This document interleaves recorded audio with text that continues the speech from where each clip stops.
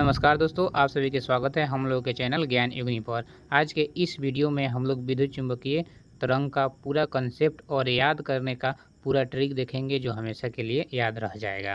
तो चलिए सबसे पहले देखते हैं कि विद्युत चुम्बकीय तरंग होता क्या है। आप लोग को पता होगा कि विद्युत क्षेत्र और चुंबकीय क्षेत्र जब ये एक दूसरे के लंबवत, देखिए यहाँ पर ये चुंबकीय क्षेत्र हो गया, ये विद्युत क्षेत्र हो गया।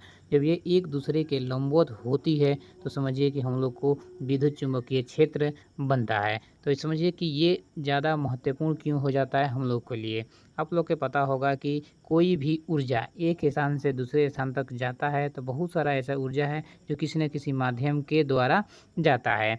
लेकिन विद्युत चुम्बकीय तरंगे जो है यह एक प्रकार की ऊर्जा है और यह ऊर्जा एक स्थान से दूसरे स्थान तक जाने में इसको कोई माध्यम की ज़रूरत नहीं पड़ती है। आप लोग को पता होगा कि ध्वनि तरंगे यानी ध्वनि से उत्पन्न ऊर्जा जो है एक स्थान से दूसरे स्थान तक जाने के लिए कोई ना कोई उसको माध्यम की ज़रूरत होता है, लेकिन इसका कोई ज़रूरत नहीं होता है। आप लोग को पता होगा कि सूर्य से लेकर पृथ्वी तक जो सूर्य का प्रकाश ऊर्जा है वो कैसे आता है, तो विद्युत चुम्बकीय तरंग के रूप में ही आता है।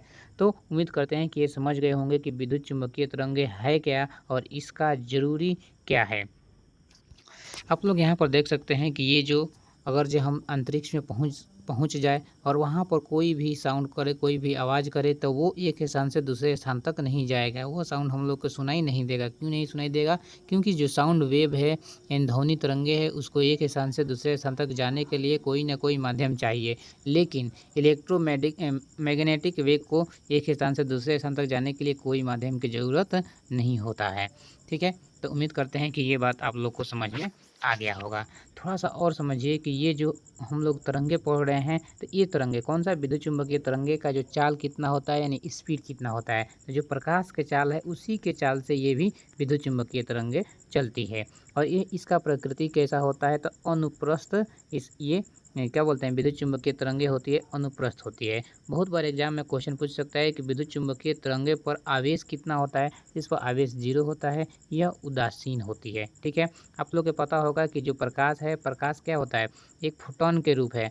आप लोग पढ़े होंगे 9th या 10th क्लास में। ठीक है, यानी फोटोन क्या होता है, छोटे छोटे ऊर्जा के ये पैकेट होता है। यानी वहीं विद्युत चुम्बकीय तरंगे भी फोटोन के रूप में भी एक स्थान से दूसरे स्थान तक जाती है। तो ये कुछ महत्वपूर्ण पॉइंट था, आप लोग को समझ में आ गया होगा।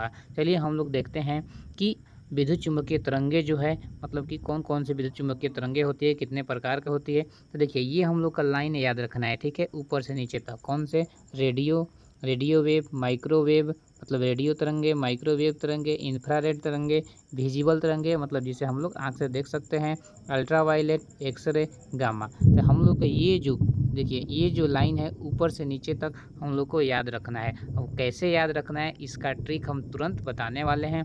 इससे पहले थोड़ा सा हम लोग ये देख लेते हैं कि ऊर्जा और आवृत्ति और तरंग दैर्ध्य।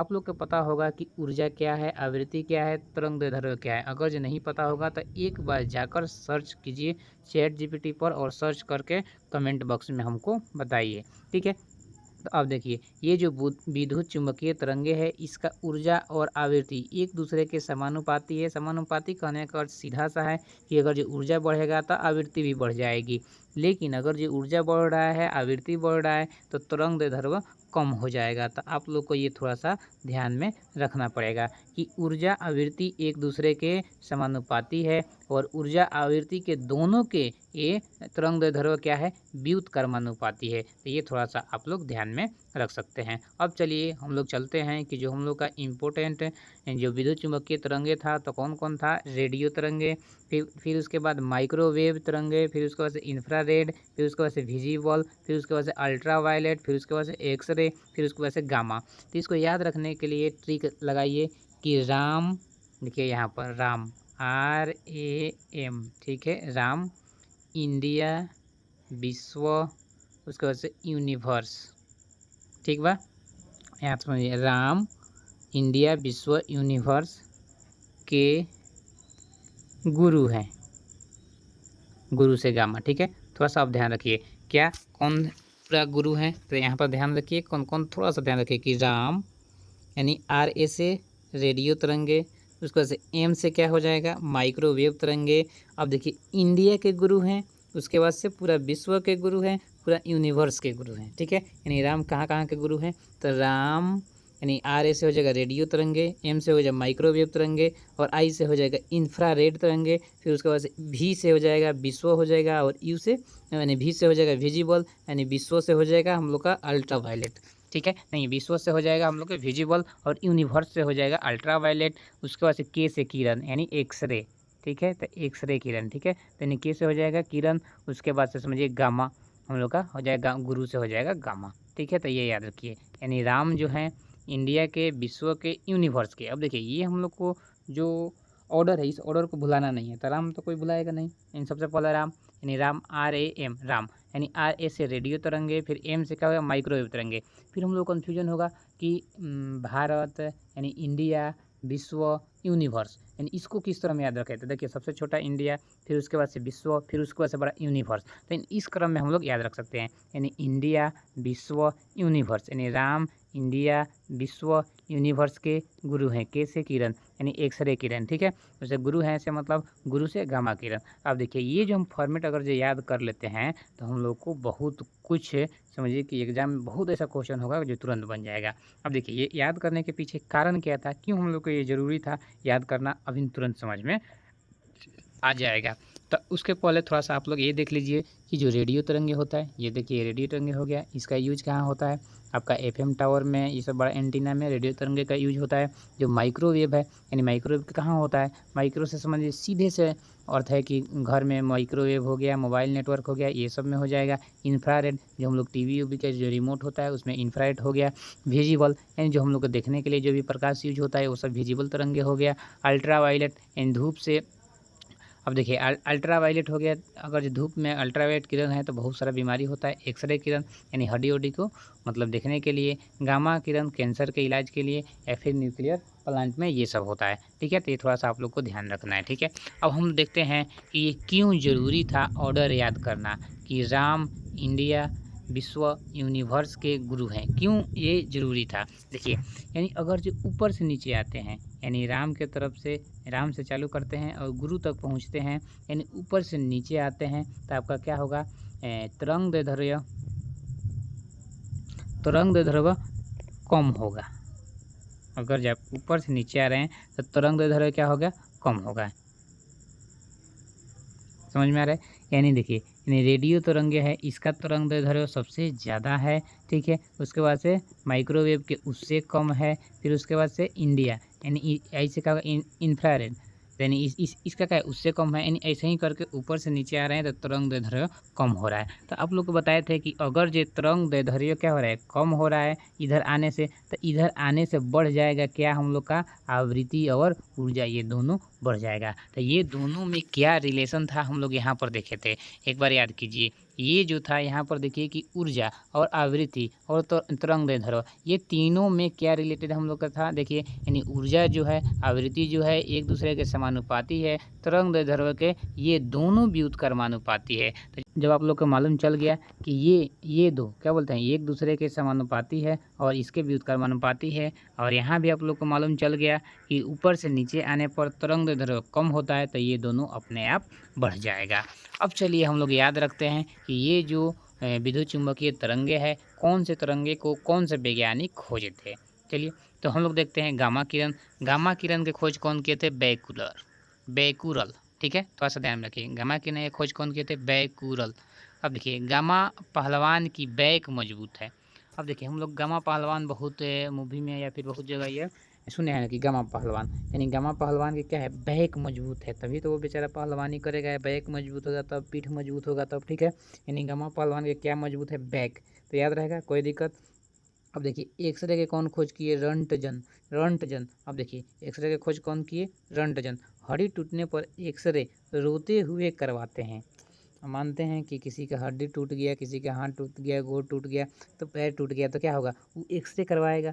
तो जब देखिए जब दर्द होता है तो लोग रोता है, यानी रोते हुए एक्सरे करवा रहा है, क्यों, क्योंकि उसका हड्डी टूटा हुआ है, यानी रोते हुए से रंटजन, याद रखिएगा, रोते हुए से रंटजन। उसी तरह परावैगनिक किरण, अब देखिए परावैगनिक किरण है, परावैगनिक किरण की खोज कौन किए थे, रीटर। परावैगनिक किरण से खोज कौन थी, रीटर। परावैगनिक किरण शरीर का रीट यानी जल मानी जाती है, ठीक है। रीट यानी जला देती है, अब देखिए परावैंगनिक किरण आपको पता होगा कि अभी बताए थे कि शरीर पर पड़ता है। जब परावैंगनिक किरण जब शरीर पर पड़ता है तो बहुत सारा मतलब त्वचा रोग ये सब हो जाता है। तब देखिए इससे संबंधित कीजिए, थोड़ा सा रिलेट कीजिए कि परावैंगनिक किरण ने रीटर खोजे थे। ठीक है, यानी परावैंगनिक किरण जब शरीर पर पड़ती है तो शरीर का जो रीढ़ है, रीढ़ मतलब कि रीढ़ समझिए, रीढ़ को जला देती है। यानी समझिए कि रीढ़ को कौन जलाता है? परावैंगनिक किरण जलाता है, यानी रीटर। ठीक है, यानी रीटर। रीटर कौन किए थे? मतलब परावैंगनिक किरण की खोज कौन किए थे? तो रीटर। थोड़ा सा आप लोग यहाँ पर ध्यान रख सकते हैं। चलिए अब अगला देखते हैं दृश्य। दृश्य का तो न्यूटन, सबको पता होगा कि प्रकाश के जो हम लोग देखते हैं उसका खोज कौन किया था? न्यूटन। तो इसका देखिए न्यूटन ने ही सबसे पहले प्रकाश को देखा था, तो इसे हम लोग समझ सकते हैं, कोई दिक्कत नहीं है, तो कोई दिक्कत नहीं है। ठीक है, औरक, तो अब देखिए औरक जो है इसका खोज कौन किया था? हर्शल। ठीक है, तो हल चलाते समय गर्मी लगती है। अब देखिए जो औरक है इंफ्रारेड, इंफ्रा मतलब गर्मी होता है, आपको पता होना चाहिए। इंफ्रा मतलब गर्मी होता है, यानी हल अगर कोई चला रहा है तो उसको गर्मी होगा ही। तो ये क्या हो जाएगा? औरक। ठीक है, मार्कोनी, यानी बार बार अगर जो रेडियो ख़राब हो जा रहा है तो कोहिनूर से मार के ठीक कर दो, यानी क्या हो जाएगा? मार्कोनी। खोज किसका किए थे? आपका रेडियो तरंग का खोज किए थे। ठीक है, तो उम्मीद करते हैं कि आपको ये सब समझ में आ गया होगा। अब चलिए हम लोग एमसीक्यू देखते हैं, एक बार रिवीजन कर लेते हैं कि गामा किरण की खोज कौन किया था? गामा पहलवान। आपको पता होगा कि गामा पहलवान के बैक मजबूत है। एक्सरे किरण, अगर रोते हुए कोई जाएगा तो एक्सरे कराएगा, यानी रोते हुए जाता है तब जाके एक्सरे कराता है। तो रंटजन। परावैंगनिक किरण, यानी देखिए परावैंगनिक किरण आपको शरीर पर पड़ता है तो क्या होता है? रीढ़ की हड्डी टूट जाता है, यानी वो जल जाता है, समझिए, यानी रीटर। न्यूटन हो जाएगा आपका दृश्य। और रक्त, यानी हल चलाते समय गर्मी ज़्यादा लगती है, तो आपको ये मालूम हो जाएगा। ठीक है, अगर ये मानते हैं मार्कोनी, कोहिनी रेडियो ख़राब हो गया, कोहिनी से मार के ठीक कर दिए तो मार्कोनी हो गया। चलिए अब हम लोग एमसीक्यू देखते हैं कि निम्नलिखित में से किस विद्युत चुम्बकीय तरंग की ऊर्जा सबसे अधिक होती है? अब देखिए ऊर्जा सबसे अधिक होती है तो ऊपर से नीचे क्या हो रहा था? तरंग दैर्ध्य कम हो रहा था, यानी जो सबसे नीचे है यानी उसका क्या हो जाएगा? ऊर्जा सबसे अधिक होगी। तो इसमें देखिए अब इसमें तो नीचे तो सब नहीं है गामा किरण, तब इसमें हम लोग देख सकते हैं कि सबसे नीचे कौन होगा? तो आपका परावैंगनिक किरण हो जाएगा। ठीक है, समझ में आया? अब इसमें से कौन में सबसे ज़्यादा होगा? तब परावैंगनिक किरण। ठीक है, अब अगला क्वेश्चन देखते हैं। परावैंगनिक किरण आंसर हो गया। आप लोग इसमें थोड़ा सा पढ़ सकते हैं वीडियो को रुको। यदि हम रेडियो तरंगे से गामा तरंगे की ओर बढ़े, अब देखिए कहाँ से कहाँ बढ़ रहे हैं? रेडियो से गामा की तरफ बढ़ रहे हैं, तो तरंग दैर्ध्य क्या प्रभाव पड़ेगा? घटेगी भाई, आपको बताए थे। ठीक है, देखिए कि क्वेश्चन कितना आसानी से बन रहा है हम लोग का। निर्वात में गामा किरणें, एक्सरे किरणें और रेडियो तरंग की चाल के बारे में क्या सही है? अब देखिए ये पूछ रहा है कि निर्वात में ये सबका चाल क्या है? अब देखिए तीनों के चाल बिल्कुल समान होगा, क्योंकि हमको पता है कि ये तीनों का समान चाल बिल्कुल समान होगा, क्योंकि चुंबकीय तरंगे जितना भी है सबके चाल क्या होता है? प्रकाश के चाल के बराबर होता है। ठीक है, आगे हम लोग देखते हैं कि टीवी रिमोट कंट्रोल में किन तरंगों का उपयोग किया जाता है? तो और रक्त का किया जाता है, आपको पता है इंफ्रारेड का किया जाता है टीवी रिमोट में। ठीक है, अब चलिए आगे देखते हैं कि निम्नलिखित में से कौन सी तरंग विद्युत चुम्बकीय प्रकृति की नहीं है? तो अब देखिए विद्युत चुम्बकीय प्रकृति की नहीं है पूछ रहा है, तो कौन सा हो जाएगा? कैथोड, कैथोड वाला हो जाएगा, क्योंकि ये इलेक्ट्रॉन के से ये उत्पन्न होता है। यानी एक्सरे हम लोग का है, प्रकाश किरण है, गामा किरण है, हम लोग वहाँ पर देखे ही हैं टेबल में। कौन सा है? राम, इंडिया, विश्व, यूनिवर्स के गुरु हैं। ठीक है, तो बस इतना ही जो है, यही सब क्या है? विद्युत चुम्बकीय तरंग है। तो इसमें से कौन से नहीं था? कैथोड किरणें, तो इसका आंसर ये हो जाएगा। चलिए हम लोग अगला क्वेश्चन देखते हैं कि निम्नलिखित में से, तो हो गया क्वेश्चन। चलिए 6 नंबर क्वेश्चन देखते हैं। और रक्त किरणें की खोज कौन किया था? तो और रक्त बता दीजिए, यानी इंफ्रारेड। तो इसका आंसर क्या हो जाएगा? इसका आंसर हम लोग का हो जाए विलियम हर्शल। ठीक है, यानी हल हम चला रहे थे तो क्या होगा? गर्मी हो रहा था, यानी इंफ्रा मतलब गर्मी होता है। ठीक है, कैंसर के उपचार में प्रयुक्त कोबाल्ट 60 से कौन सी विद्युत चुम्बकीय तरंगें निकलती है? तो आप देखिए इसका आंसर क्या हो जाएगा? इसका आंसर हो जाएगा हम लोग का गामा किरणें। अगर जो कैंसर है तो कोबाल्ट 60 है, तो उसमें कौन सा किरणें है? गामा किरणें है। अगला क्वेश्चन हम लोग देखते हैं कि इनमें से किस तरंगे की आवृत्ति सबसे कम होती है? तो अब देखिए सबसे कम की तरफ बढ़िए, कौन सा है? यानी जो सबसे ऊपर होगा वही ना सबसे कम होगा, तो माइक्रो, दृश्य, रेडियो, तो रेडियो हो जाएगा, आपका सी आंसर हो जाएगा। ठीक है, इसके बाद से हम लोग देखते हैं कि ओजोन परत सूर्य से आने वाली किस खतरनाक विकिरण को अवशोषित करती है? तो परावैंगनिक किरण को बताए थे, परावैंगनिक किरण को। ठीक है, आगे बढ़ते हैं। परावैंगनिक किरण हो गया। अगला क्वेश्चन है रडार प्रणाली में किन तरंगों का उपयोग किया जाता है? तो रडार में कौन सा हो जाएगा हम लोग का? तो इस ध्वनि तरंगे हो गया, इंफ्रारेड तरंगे हो गया, पराश्रव्य तरंगे हो गया, इसका सूक्ष्म तरंगे, माइक्रोवेव तरंगे हम लोग का क्या होता है? रडार में उपयोग होता है। ठीक है, चलिए हम लोग अगला क्वेश्चन देखते हैं। अगला क्वेश्चन नहीं है, 10वीं क्वेश्चन था। तो उम्मीद करते हैं आप लोगों को ये टॉपिक अच्छा से समझ में आ गया होगा और बहुत ऐसा कुछ पॉइंट था जो हम नहीं समझाए थे, तो उसको सर्च करके आप लोग कमेंट बॉक्स में हमको बता दीजिएगा। और कैसा ट्रिक कैसा लगा ये सब समझिए कि हमेशा एग्ज़ाम में काम आता ही आता है। आप लोग सेट लगाइएगा तो काम आएगा ही आएगा। और एक बार ऐसे पढ़ लेने से समझिए कि मतलब कि बहुत दिन तक आदमी भूलता नहीं है।